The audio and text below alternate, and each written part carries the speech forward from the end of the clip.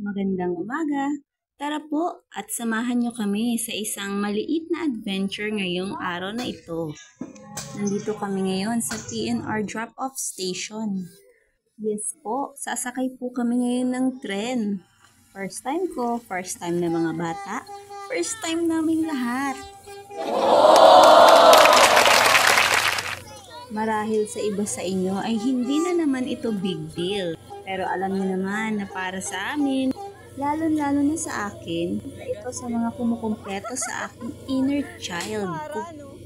Nang magkaroon nga ulit ng biyahe ang PNR at nagkataon pa na malapit na yung bahay namin sa railroad. At sa tuwing nakikita o naririnig ng mga anak ko na dumadaan sa amin yung tren, nasabi ko talaga sa sarili ko na isasakay ko yung mga anak ko dyan. Makakasakay din kami lahat dyan. And this is it!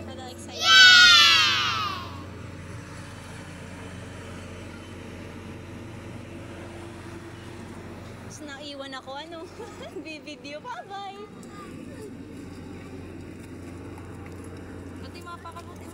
Mukhang maganda nga talaga itong bagong trend ng PNR. Shout out sa inyo, PNR!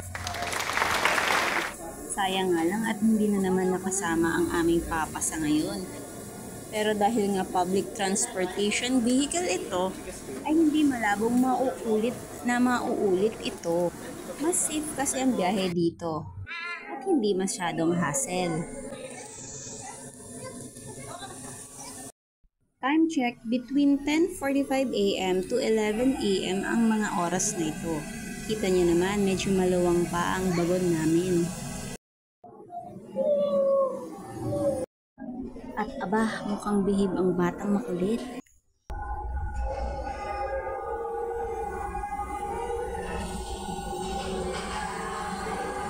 At dahil nga first time ko, kung ano-ano na lang yung aking binivideo. Wow! Hi Tita Lenlen! Medyo behave nga itong aming batang maliit. At natulog pa. Medyo very good talaga. Pero saan ba talaga kami pupunta sa ngayon? Hindi naman kami basta-basta sasakay ng tren kung walang rason.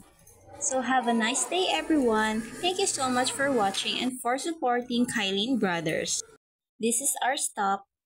God bless you po.